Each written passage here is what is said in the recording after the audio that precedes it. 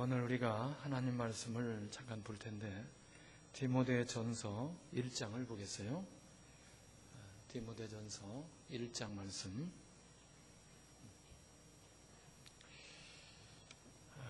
디모데전서 1장 12절부터 17절까지 12절부터 17절까지 우리 한 절씩 교독합니다. 나를 능하게 하신 그리스도 예수 우리 주께 내가 감사함은 나를 충성되이 여겨 내게 직분을 맡기심이니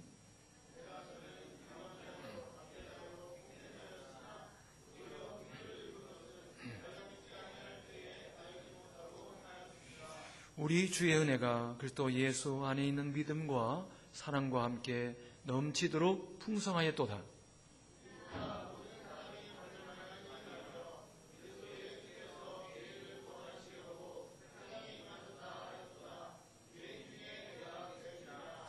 그러나 내가 긍휼을 입은 까닭은 예수 그리스도께서 내게 먼저 일체 오래 참으심을 보이사 후에 주를 믿어 영생 얻는 자들에게 본이 되게 하려 하심이라.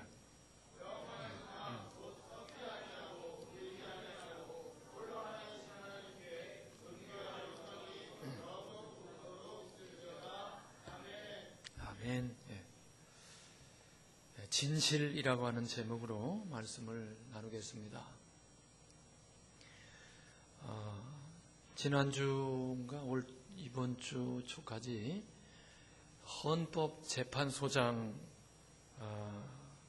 추천받은 분이 국회에서 청문회 하는 모습을 잠깐 봤어요.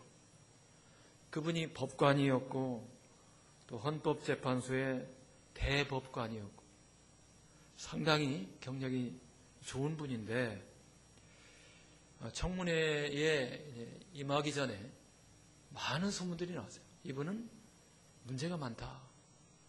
각 언론에서 이 사람은 청문회 하나마나 부적격자다. 이렇게 미리 얘기가 나왔어요. 그럼에도 불구하고 저 같으면은 이렇게 말이 많은데 그만둬야 되겠다. 이렇게 했을 텐데 이분은 나는 떳떳하다. 청문회에 가서 충분히 내가 증언할 수 있고 당당히 나는 소장이 될 수 있다. 그런 자신만만한 태도로 청문회에 임했어요.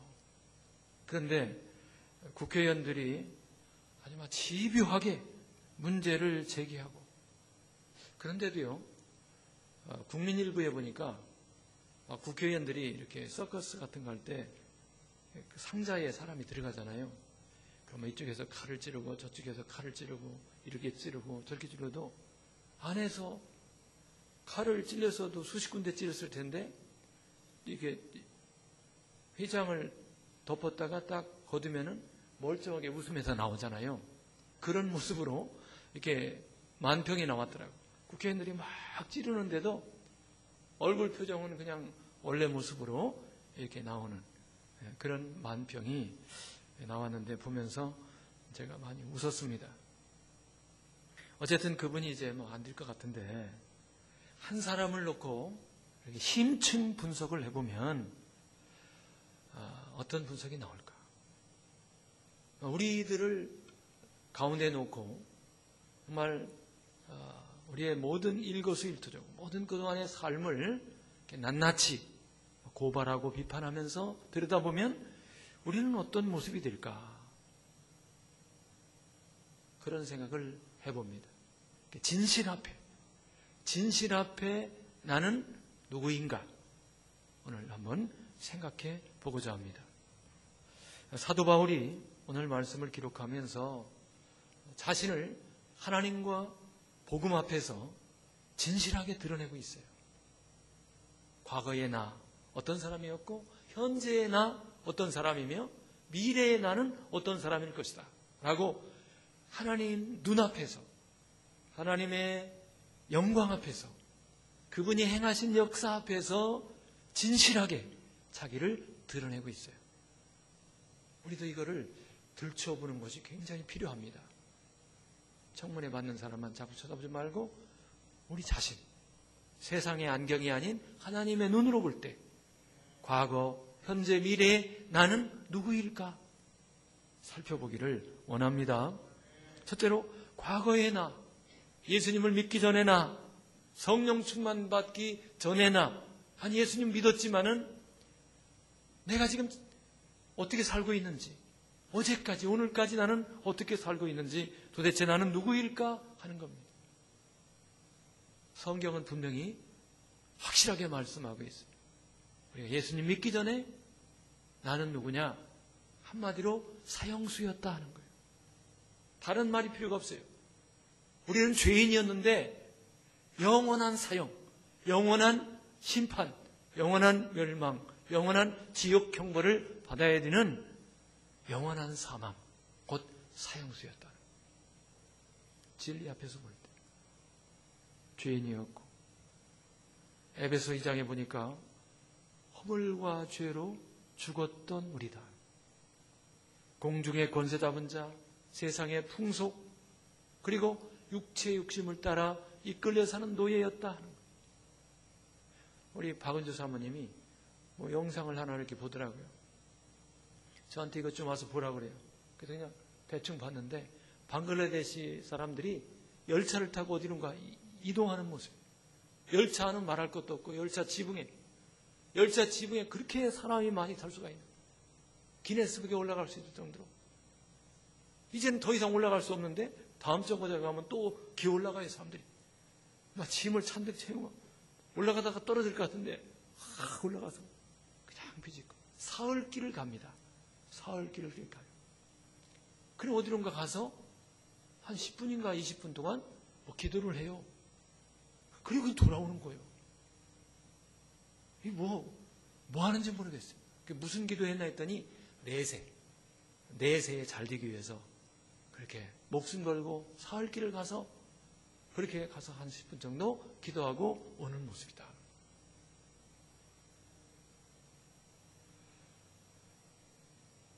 세상 풍속이에요. 우리가 태어난 문화, 내가 살고 있는 나라의 정서, 문화와 관습 속에 이끌려 사는 거예요. 왜 그렇게 하는지, 왜 이렇게 해야 되는지 생각도 안 하고 그냥 가는 거예요. 본질상 진노의 자녀였다. 하나님과 원수였고 우리의 존재 자체가 본질상 하나님의 원수였다. 우리의 모습이에요. 우리가 출생해가지고 사춘기 때 삐딱하게 잘못해가지고 탈선해가지고 나쁜 사람 된 게 아니라 태어나면서부터 우리는 사형수였다는 거예요. 우리의 과거. 예수 그리스도 안에서 그분의 안경으로, 진리로 우리의 과거를 들여다볼 때 우리 과거에 이런 사람이다, 저런 사람이다, 이런 거 따지면 안 돼요. 사도 바울이 자기의 과거는 진짜 화려한 게 많았어요. 그런데 예수 안에서 보니까 배설물이었고 다 해로운 것들이 너무나 많았다. 진실. 예수 믿기 전에 나의 모습은 어떤 모습이었는가? 사형수였다. 여기 사도 바울은 13절에서 뭐라고 합니까? 내가 전에는 어떤 사람이었어요? 율법학자였고 바리새인이었고 잘나가는 사람이었고 그런 말이 아니에요. 나는 비방자요, 박해자요, 폭행자였다. 다른 많은 이력을 얘기할 수 있지만은 복음 앞에서 볼 때, 예수님 앞에서 볼 때 그는 진리를 모르고 그 진리를 핍박하는 그런 사람이었다. 정확히 자기를 진단한 거예요. 여러분 마태복음을 보면은 마태복음을 누가 기록했죠? 예수님의 제자 마태가 기록했죠. 근데 마태복음 10장 같은 데서 12사도의 이름을 쭉 기록할 때 누구의 아들이라고 하는 형용사 위에는 그냥 이름만 기록합니다. 그냥 특별히 한 사람, 자기를 기록할 때 자기의 이름 앞에 세리 마태 이렇게 기록해요. 요즘이야 세무 공무원 아무개 이러면 굉장하지만은 회계사 누구 그러면 하지만은 옛날에 세리는 매국노요 죄인이요. 아주 나쁜 놈이에요. 죄인입니다. 죄인 마태. 이렇게 자기가 기록을 하는 거예요. 자기의 과거를 생각할 때 자기의 이력서에 한 가지를 붙인다면 죄인이었다. 부끄럽지만은 그렇게 기록한 거예요. 그리고 예수님께서 자기를 부르셨던 내용을 소상하게 기록을 해요. 자기가 세관에서 업무를 보고 있을 때 예수님께서 나를 따르라. 그래가지고는 내가 그분을 따랐고, 그날 예수님께서 마태의 집에 오셔갖고 잔치를 베풀었고, 그때 참여했던 손님들이 세리들과 죄인들이었다. 이렇게 솔직하게 기록을 하고 있어요. 이게 하나도 떳떳한 게 아니에요. 굉장히 부끄러운 그런 고백입니다. 자기의 과거, 예수님을 만나기 전에 나는 죄인이었다. 별 볼 일 없는 사람이었다. 그 사람들이 막 수군거렸죠. 그때 예수님께서 뭐라고 합니까? 건강한 사람을 위해서 의사가 필요한 게 아니지 않느냐. 내가 건강한 사람을 위해서 온 것이 아니라 죄인을 불러 회개시키러 왔다. 예수님께서 마태가 죄인인 것을 인정합니다. 그러나 예수님 만나기 전에 그런 사람이었던 우리를 똑같이 만나주셨다는 거예요. 과거의 나 누구예요? 사형수였다.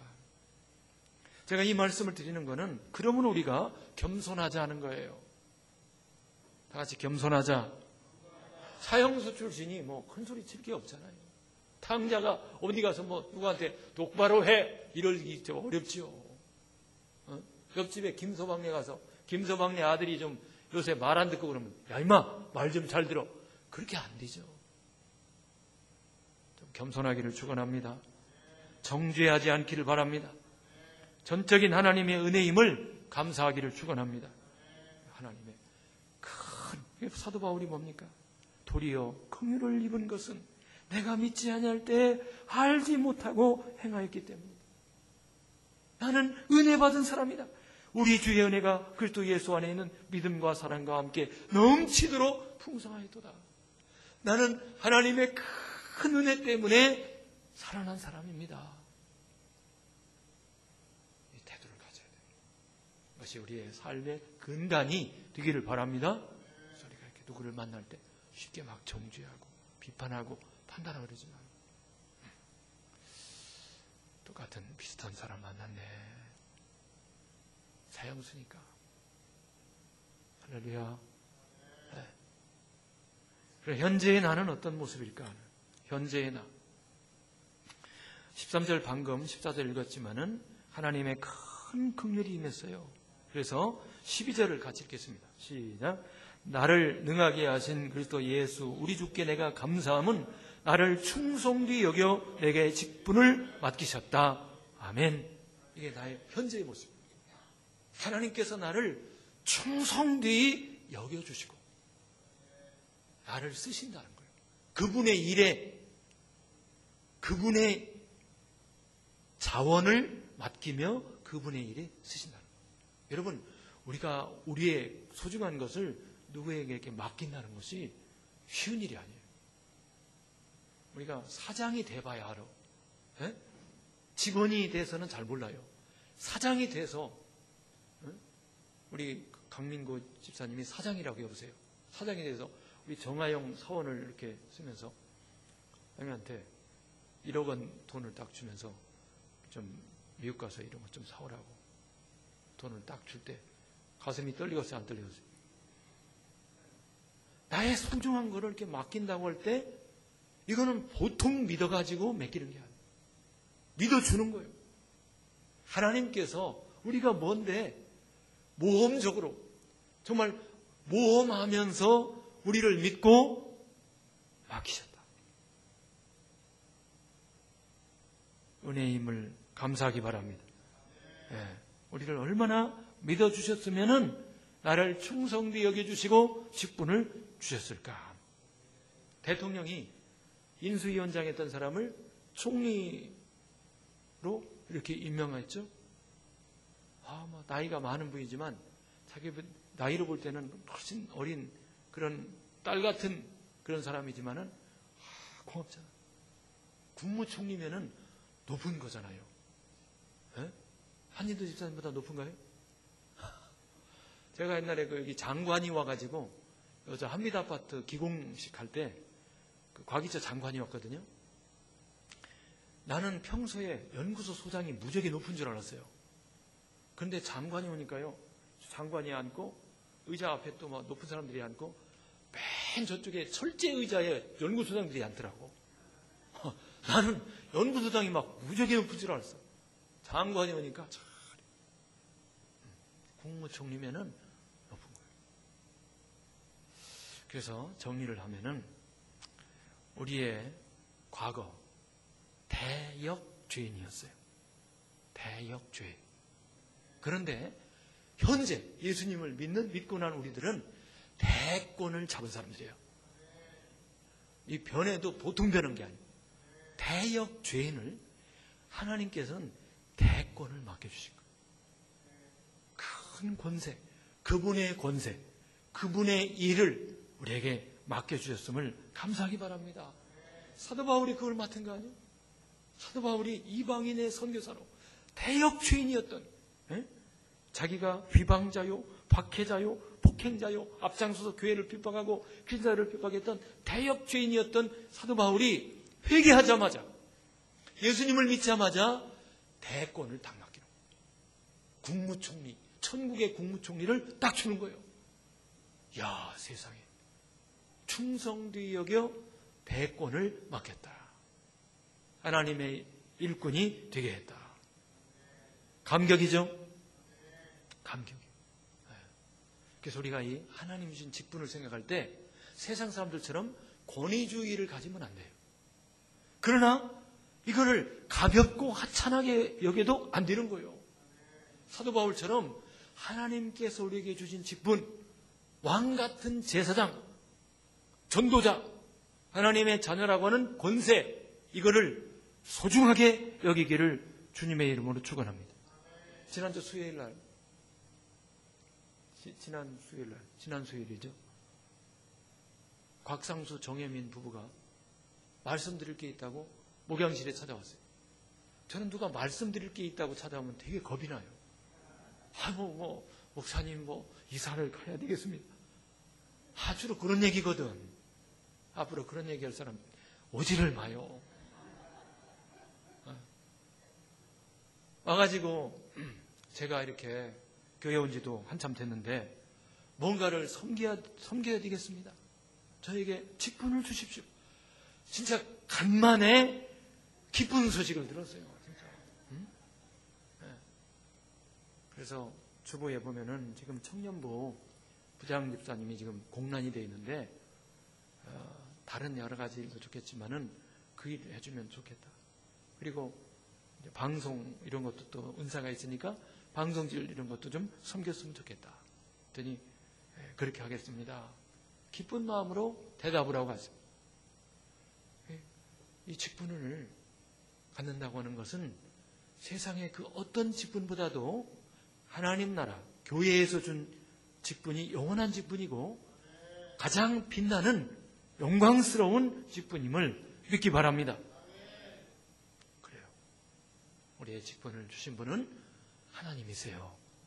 하나님 우리를 임명하신 거예요. 제가 목사라고 하는 직분을 생각할 때요, 솔직히 깜짝깜짝 놀라요. 하나님이 뭘 믿고 나에게 이런 직분을 주셨는가? 내가 천국에다가 담보로 해놓은 거 하나도 없어. 하나님이 믿을 게 하나도 없는 거예요. 그런데 저를 충성되이 여기시고 여겨주신 거예요. 그리고 목사라고 하는 직분을 맡겨주신 줄로 믿습니다. 충성되이 여겨주시고 그리고 함께 해주시는 거예요. 함께 해주시는 거예요. 어린아이들 이렇게 예를 들어서 이제 제가 하영이 집사님이 배드민턴 같은 거 가르칠 때도요, 이렇게 하려고 하면 잘 못하잖아요. 그때 같이 손을 잡고 라켓을 둘이, 저도 잡고 아이도 잡고, 그래서 이렇게 치는 거라고 가르쳐 주죠. 이렇게 치는 거라고. 하나하나 같이 가르쳐 줘요. 하나님께서 우리에게 일을 맡기고 우리로 하여금 일을 하게 할 때 함께 한다고 그랬어요. 그것이 바로 그와 같은 모습이에요. 모세가 지팡이 하나 갖고 갈 때 하나님께서 그 지팡이 같이 붙잡고 계신 줄로 믿습니다. 함께 하십니다. 함께 충성도 여기시고 직분을 맡기시고 그 직분을 잘 이룰 수 있도록 도와주시고 그리고 끝까지 인도해 주시고 책임져 주시는 은혜를 주신다. 내가 전에는 배신자였는데 하나님은 우리를 중직자가 되게 했다. 대권을 주셨다. 대역죄인을 대권을 맡기셨다. 왜냐면은요, 여기 보세요. 15절에 보면은 미쁘다 모든 사람이 받을 만한 이 말이요 그리스도 예수께서 죄인을 구원하시려고 세상에 임하셨다 하였도다. 죄인 중에 내가 누구니라? 괴손이라. 대역죄인이었는데 하나님께서 사도 바울을 충성되게 여기시고 대권 직분을 맡기셨다. 하나님의 일을 맡기신 줄로 믿습니다. 하나님 얼마나 감사해요. 이런 분이요.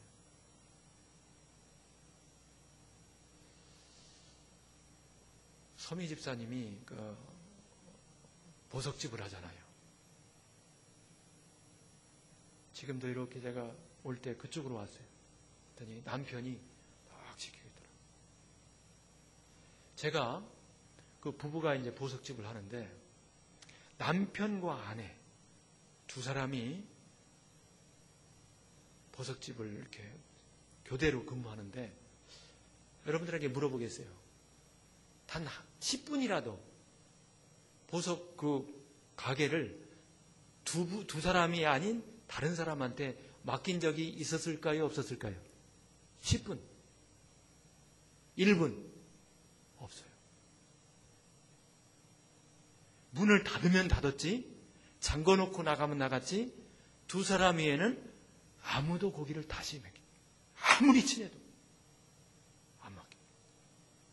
물어보세요. 한 번도 그런 얘를 본 적도 없어요.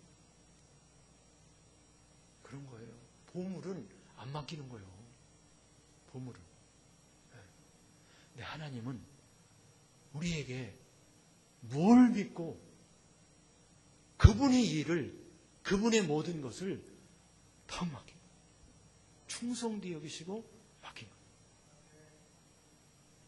대권을 맡긴 거예요.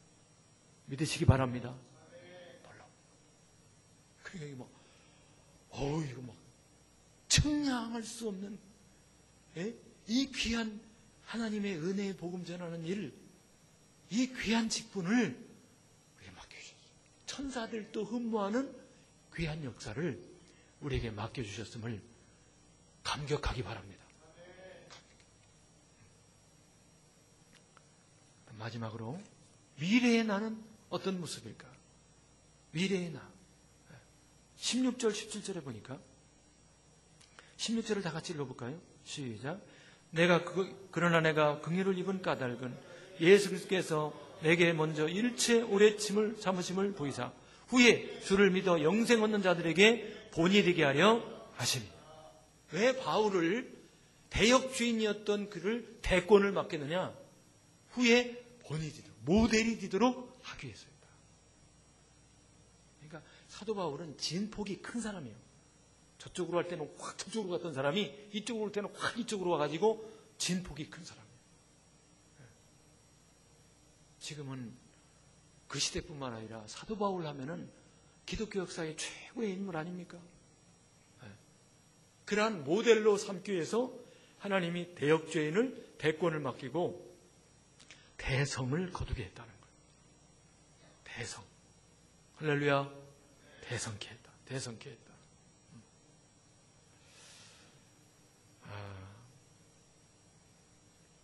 사도 바울은 월드스타죠. 월드스타. 그죠? 그리고 영원한 스타. 야구 선수들 보니까요. 전설적인 야구 선수는 소위 그 사람이 등에 달았던 등번호를 영구적으로 비워두는, 그래서 그 사람의 명예를 기억하는 그런 게 있더라고요. 미국의 그 뉴욕의 양키즈 팀인가요? 거기에 4번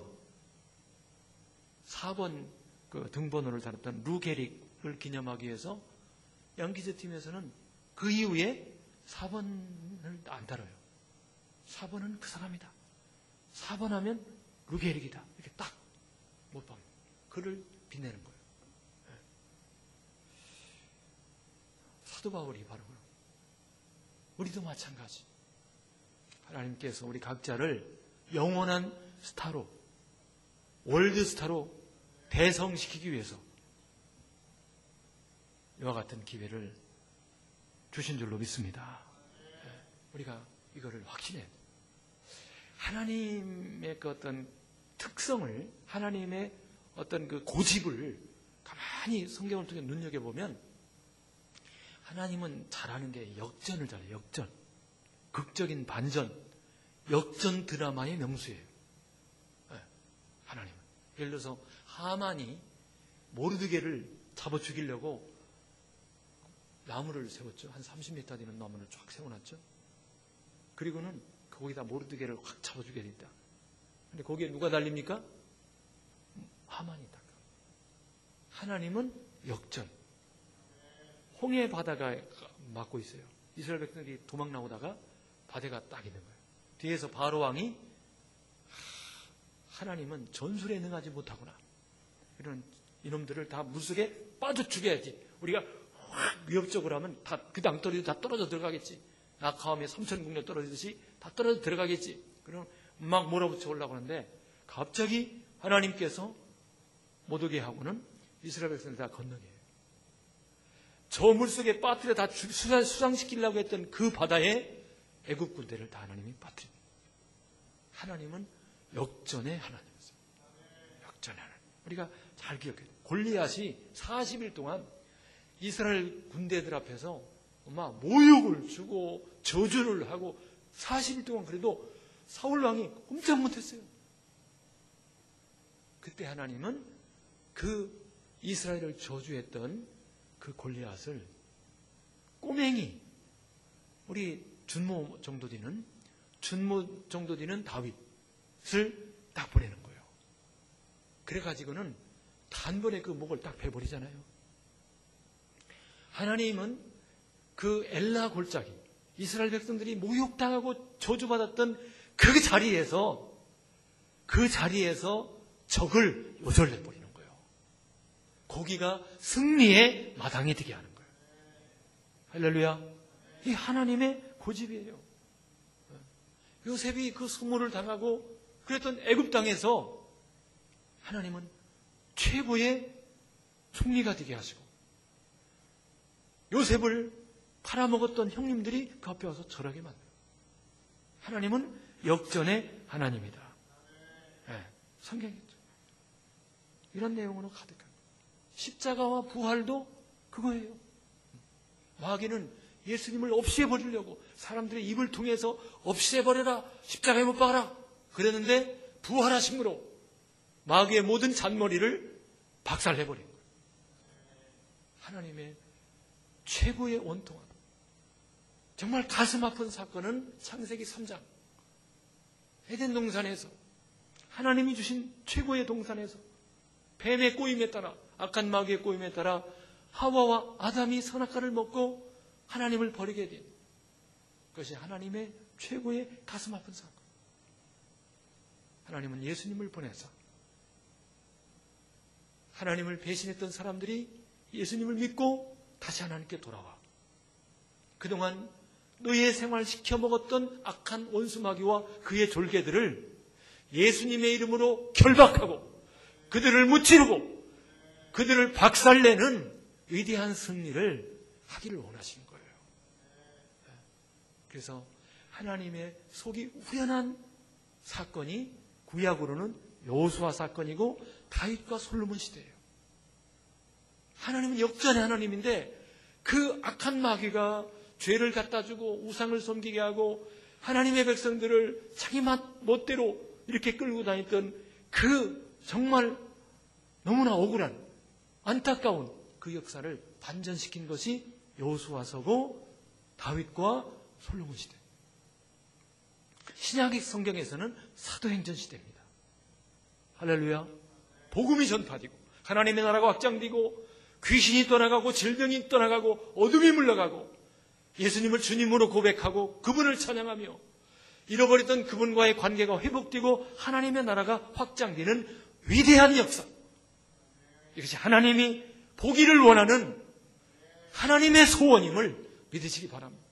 하나님은 이 일을 반드시 이루시고 이루어 가시다가 결국 불순종하는 모든 무리를 지옥에 던지시고 하나님 앞에 나왔던 모든 백성들을 천국으로 인도하여 영원한 하나님의 나라 누리게 하실 줄로 믿습니다. 그래서 하나님의 소원은요, 대역 죄인이었던 우리들이 대권을 잡고 대성을 거두기를 원하는 거예요. 우리의 성공은, 우리의 승리는, 우리의 위대함은, 우리의 영예는 하나님의 영광입니다. 하나님께 영광인 거예요. 할렐루야. 그래서 마지막 절 보세요. 17절 시작. 영원하신 왕 곧 썩지 아니하고 보이지 아니하고 홀로 하나이신 하나님께 존귀와 영광이 영원 무궁토록 있을지어다. 아멘. 입으로만 아니라 사도 바울의 삶을 통해서 하나님이 영광 받으십니다. 준모가 잘 되면, 준모가 앞으로 뭐 하고 싶어요? 준모 커서. 잘 몰라요? 준모가 성공하면 준모가 영예로운 것은 아버지의 영광인 줄로 믿습니다. 부모님이 영광 받는 거예요. 수아가 잘 되면 엄마의 영광이야. 우리 그리스도인들이 잘 되면 하나님이 영광 받으시는 줄로 믿습니다. 그래서 우리는 성공해야 돼요. 잘 돼야 돼요. 위대한 사람 돼야 합니다. 큰 그릇으로 쓰임받기를 축원합니다. 하나님의 소원, 하나님의 소원. 그래서 우리가 이렇게 살면 우리가 빛이 돼요. 하나님의 빛이 우리 가운데. 이사야 60장에 일어나라 빛을 발하라 그랬어요. 하나님의 영광이 우리에게 이르렀고 우리가 빛을 발하면 수많은 영혼들이 벌떼같이 그 빛 가운데, 영광 가운데 몰려오게 될 줄로 믿습니다. 우리를 쓰신다는 거예요. 그 작은 자가 천을 이루겠고 그 약한 자가 강국을 이룰 것이라. 때가 되면 나 여호와가 속히 이루리라. 하나님께서 작은 자인 우리들, 약한 자였던 우리들을 대성시키고 큰 일꾼으로 위대하게 쓰실 줄로 믿습니다. 그것이 하나님의 영광, 하나님의 영광. 이 시간 우리 같이 기도하면 좋겠어요. 우리는 대역주인이었지만 하나님께서 구원받은 우리들을 대권을 맡기시고 대성을 거두도록 역사하고 계심을 믿기 바랍니다. 하나님이 우리를 성공하고 승리하도록 밀어주고 계세요. 하나님이 우리의 직접적인 후원자입니다. 할렐루야. 잘 될 수밖에 없고 성공할 수밖에 없고 그분 안에 거하면 최고가 될 줄로 믿습니다. 위대한 인생이 될 줄로 믿습니다. 하나님의 소원이에요. 역전하는 것이. 창세기 3장에 그 정말 저주를 영광으로 회복할 수 있기를 축원합니다. 그것이 하나님의 소원이에요. 이 시간에 같이 기도할 때 하나님, 과거에나 현재에나 미래에나 대성할라 바라보고 내가 성공하고 승리하는 것이 하나님의 소원임을 믿고 하나님이 그걸 위해서 적극적으로 후원하고 계심을 믿고 우리 다 같이 위대한 승리자, 성공자 되게 하여 주옵소서.